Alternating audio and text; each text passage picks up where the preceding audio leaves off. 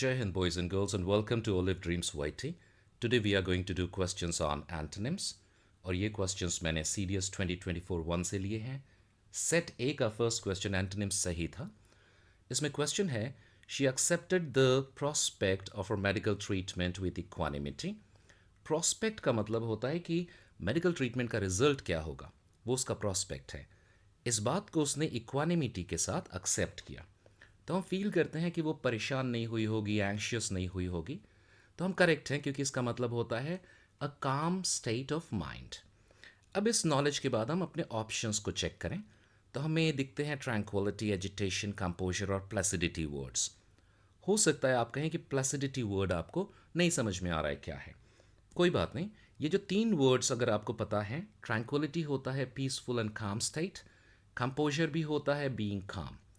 तो ये दो को आप कहेंगे कि ये तो सिनोनिम्स हो गए. एंटोनिम अगर देखा जाए तो वरीड एंड एक्साइटेड, ये आपका एंटोनिम लग रहा है. सो आप इतने नॉलेज पे बिना प्लेसिडिटी को जाने आप अपना आंसर मार्क करते हैं और हम चेक करते हैं प्लेसिडिटी सही था या गलत. सो प्लेसिडिटी का भी मतलब होता है अ काम और पीसफुल क्वालिटी. तो ये भी इसका सिनोनिम था, ये सही आंसर नहीं था. राइट, तीन ऑप्शंस को लेके हमने करेक्ट आंसर को चूज कर लिया. नेक्स्ट क्वेश्चन देखें हम. He had been vehement in opposing the idea. Vehement एक कॉमन वर्ड है. अगर आप न्यूज़पेपर वगैरह रीड करते हैं तो आपको पता होगा इसका मतलब होता है कि बहुत स्ट्रॉन्ग फीलिंग्स के साथ अपोजिशन करना, एंगर के साथ करना, vehemently opposed. अब हम चार ऑप्शंस पे आते हैं.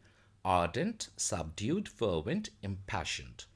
कोई स्टूडेंट मुझसे कह सकता है ardent और fervent उसे नहीं पता है. ठीक है, ये वर्ड बहुत कॉमन है, subdued और impassioned.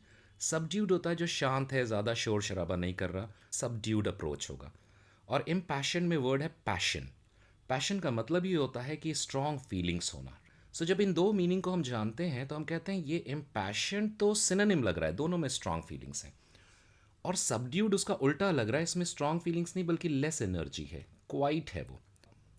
तो हम दो वर्ड्स के बेस पे ही अपने आंसर को डिसाइड करते हैं कि सबड्यूड मार्क करें हम. अब हम चेक करते हैं कि हमने जो दो वर्ड्स छोड़े हैं उनकी क्या मीनिंग है. आर्डेंट ये भी शो कर रहा है स्ट्रॉन्ग फीलिंग्स, सिनोनिम होगा. और अगर फर्वेंट देखें, ये भी शो कर रहा है स्ट्रॉन्ग फीलिंग्स, ये भी सिनोनिम होगा. तो हमारा आंसर सबड्यूड जो था वो करेक्ट हो गया. सो दो वर्ड्स आते थे, फिर भी हमने ढूंढ लिया. क्वेश्चन 3 है, ही इंडल्जेस इन नेफेरियस एक्टिविटीज़. अब इंडल्जेस मतलब होता है किसी चीज़ में इन्वॉल्व होना, प्लेजर या प्रॉफिट्स के लिए. नेफेरियस वर्ड जो है हमने बचपन की स्टोरीज में पढ़ा था, कोई शैतान या कोई विच होती थी, वो नेफेरियस और ख़राब एक्टिविटीज़ करती थी. हम करेक्ट हैं क्योंकि विकेड और इविल ही होता है नेफेरियस. इतना जानने के बाद हम अपने चार ऑप्शंस पे आए. फ्लैजिशियस, एक्सिक्रेबल, एडमिरेबल, एबॉमिनेबल. हो सकता है आप कहेंगे ये वर्ड एक्सक्रेबल आपको नहीं पता हो, एबॉमिनेबल आपको नहीं पता हो, दैट्स ओके. फ्लैजिशियस आपको क्यों पता होगा, क्योंकि कॉम्पिटिटिव एग्जाम वोकैबुलरी लिस्ट में ये कॉमन वर्ड है. इसका मतलब होता है विलेनस. अब जब विलेनस है तो ये भी विकेड है, ये तो सिनोनिम होना चाहिए था.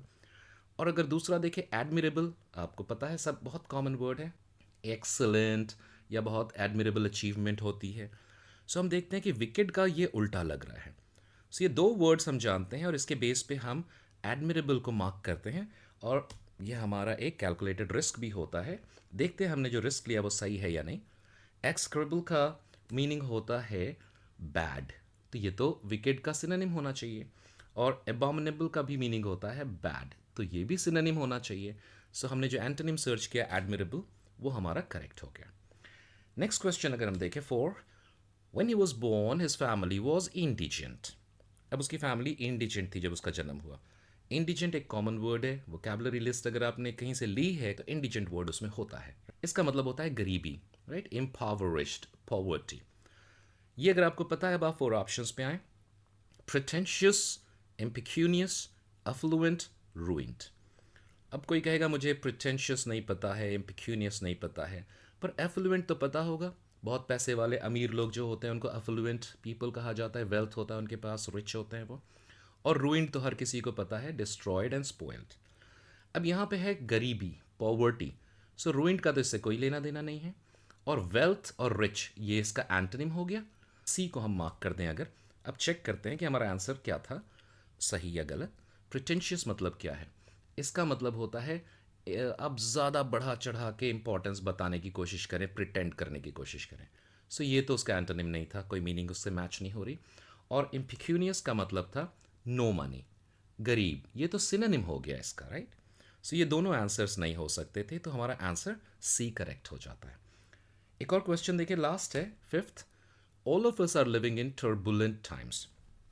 अब जब आप एरोप्लेन में जाते हैं तो टर्बुलेंस होता है, हिलने लगता है, राइट, उथल पुथल होती है। टर्बुलेंट टाइम्स का भी मतलब होता है जब शांति नहीं हो, जब हर तरफ परेशानियां हो, दंगे फसाद हो, वायलेंस हो, सो डिसऑर्डर हो, वो टाइम्स टर्बुलेंट हो गए।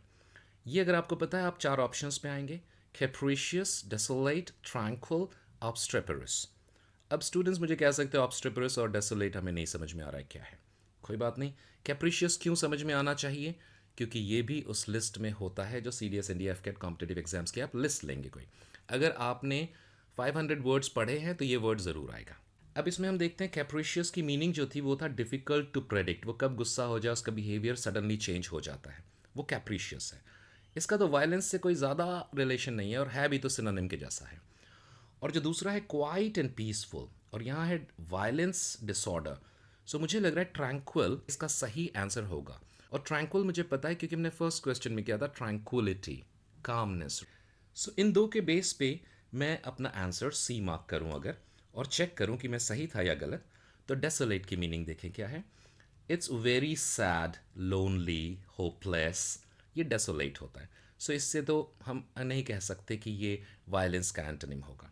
ऑब्स्ट्रिपरस देखें अगर हम, नॉइजी, ये तो सिनोनिम हो गया। सो इससे हम कह सकते हैं ट्रैंक्विलिटी हमारा राइट आंसर था, और हमने दो ऑप्शंस के बेस पे ही अपना आंसर फाइंड आउट कर लिया।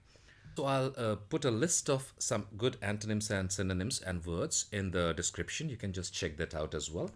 And watch these other videos. I have made videos on different types of questions from this examination. And if there's any problem, let me know. Thank you very much. Jai Hind.